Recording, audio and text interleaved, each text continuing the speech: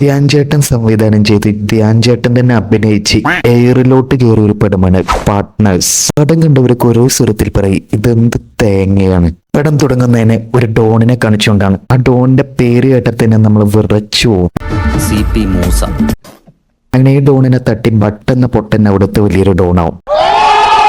പിന്നീട് നമ്മൾ കാണുന്നത് ധ്യാൻ ചേട്ടനും കുറച്ച് ആൾക്കാരും ബാങ്കിലോട്ട് ഇന്റർവ്യൂവിന് പോകുന്നതാണ്. എന്നിട്ട് ഏതോ ഒരു കുഗ്രാമത്തിൽ ഗ്രാമീൺ ബാങ്ക് കയറ്റി അതിലോട്ട് ജോലി കയറുന്ന നമ്മുടെ ധ്യാൻ ചേട്ടനും ടീമും. ഈ കുഗ്രാമത്തിലാണെന്നുണ്ടെങ്കിൽ മര്യാദയ്ക്ക് ഒരു ബാങ്ക് പോലും ഇല്ല.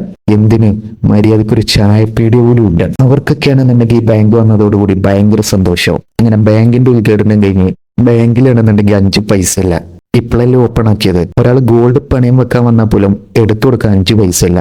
അങ്ങനെ ബാങ്കിലോട്ട് ഇൻവെസ്റ്റ് ചെയ്യാൻ പറഞ്ഞിട്ട് നാട്ടിലൂടെ മുഴുവൻ തെണ്ടിത്തിരിഞ്ഞ് ഓരോരുത്തരെ കയ്യിൽ നിന്ന് പിച്ച വാങ്ങി അങ്ങനെ ബട്ടിന്റെ അടുത്തെത്തും.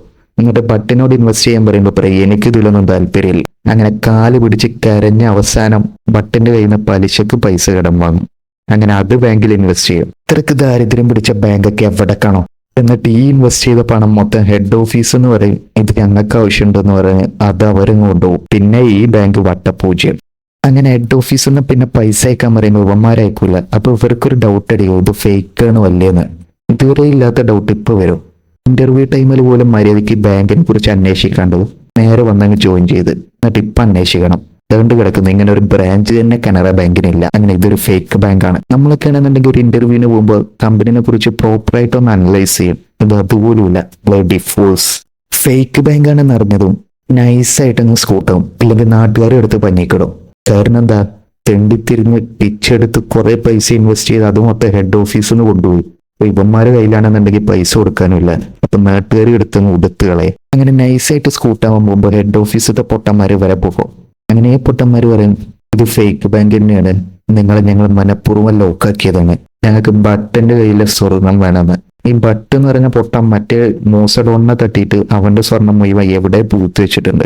ഈ പൂത്ത് വെച്ച സ്വർണ്ണമാണ് ഇവന്മാർക്ക് വേണ്ടത്. കിട്ടിയ അതിൽ നിന്ന് ഒരു ഷെയർ നിങ്ങൾക്കും തരാന്ന് പറയും. പക്ഷെ ഇവന്മാരെ മനസ്സിലിരിപ്പം എന്താന്ന് വെച്ചാൽ സ്വർണം കിട്ടിക്കഴിഞ്ഞാൽ അത് മൊത്തം ബല തലയിക്കിട്ടിട്ട് നൈസായിട്ട് അങ്ങ് സ്കൂട്ടാണ്.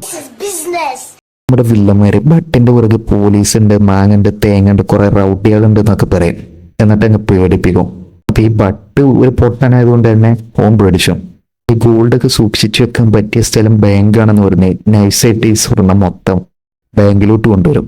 പക്ഷെ ബട്ട് അത്രക്ക് പൊട്ടനൊന്നുമല്ല. ബട്ടിന്റെ കൂടെയുള്ള 2 അമ്മമാരെ ഈ ലോക്കറിന്റെ മുന്നിലിരുത്തും. എന്നിട്ട് ഈ ബട്ടിനെ വില്ലന്മാരെയും ചതിച്ചുകൊണ്ട് നമ്മുടെ ധ്യാനും ടീമും നൈസായിട്ട് ഈ സ്വർണം മൊത്തം എടുത്തിട്ട് സ്കൂട്ടാവും. ലോക്കറിന്റെ മുന്നിലാണെന്നുണ്ടെങ്കിൽ ബട്ടിന്റെ 2 ആൾക്കാർ കാവലായി നിൽക്കുന്നുണ്ട്. അപ്പൊ മുന്നിലൂടെ ചെന്ന് സ്വർണ്ണം എടുക്കൽ റിസ്ക് ആണ്. അപ്പൊ നമ്മുടെ ഈ ധ്യാനും ടീം എന്ത് ചെയ്യും, ലോക്കറിന്റെ മേലെ ആരും കാണാതെ ഒരു മെഷീൻ ഫിറ്റ് ചെയ്യും. ആ മെഷീനകത്താണെന്നുണ്ടെങ്കിൽ ഗോൾഡ് മെൽറ്റ് ചെയ്യണ എന്തോ ദ്രാവകമുണ്ട്. അടിയിലൂടെ ഒരു പൈപ്പും. എന്നിട്ട് രാത്രി വന്നിട്ട് ഈ മെഷീൻ അങ്ങ് ഓണാക്കും. എന്നിട്ട് ഗോൾഡ് മൊത്തം മെൽറ്റ് ചെയ്തിട്ട് ഈ പൈപ്പിലൂടെ അങ്ങ് പോകും. സാഹചര്യങ്ങൾ ഒരുമിപ്പിച്ച പാർട്ട്നേഴ്സ്. എന്തോന്നടാ ഇത്, ടാങ്ക് കലക്കി വെച്ചതോ? ഇത്രയും അഡ്വാൻസ്ഡ് ടെക്നോളജി ഉള്ള ഈ കാലത്ത് ഒരു ഗോൾഡ് മെൽറ്റ് ചെയ്തത് പോലും ഉണ്ടാക്കിയെടുക്കാൻ പറ്റാതെ ടാങ്ക് കലക്കി വെച്ചിട്ട് അത് ഗോൾഡ് മെൽറ്റ് ചെയ്തതാണെന്ന് പറയുമ്പോൾ വിശ്വസിക്കാൻ ഞങ്ങളത്ര പൊട്ടന്മാരൊന്നുമല്ല മോനെ.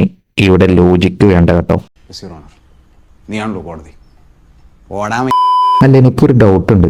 ഈ ഗോൾഡ് മെൽറ്റ് ആയി പോയപ്പോ അതിന്റെ കൂടെ എന്തുകൊണ്ട് ഇരുമ്പായിട്ടുള്ള ലോക്കർ മെൽറ്റ് ആയി പോഞ്ഞത്? ഈ ഗോൾഡൊക്കെ മെൽറ്റ് ചെയ്യുമ്പോൾ നല്ല ചൂടേക്കാം. ഇത്രയും ചൂടുള്ള ഈ സാധനം ഒരു പൈപ്പിന്റെ അകത്തൂടെ പോവാം. എന്തോന്ന് ലോജിക്കാണ് അത് മോനെ. അതൊന്നും ഇവിടെ പറഞ്ഞിട്ട് കാര്യമില്ല. ലോജിക്ക് എന്ന് പറയുന്നത് ഇതിലില്ല. അങ്ങനെ ഈ ടാങ്കും വെള്ളം എടുത്ത് വിറ്റ് അത് പൈസയാക്കി ധ്യാനും ടീമും ലാവിഷായിട്ട് അങ്ങ് നടക്കും. Plan success. All clear.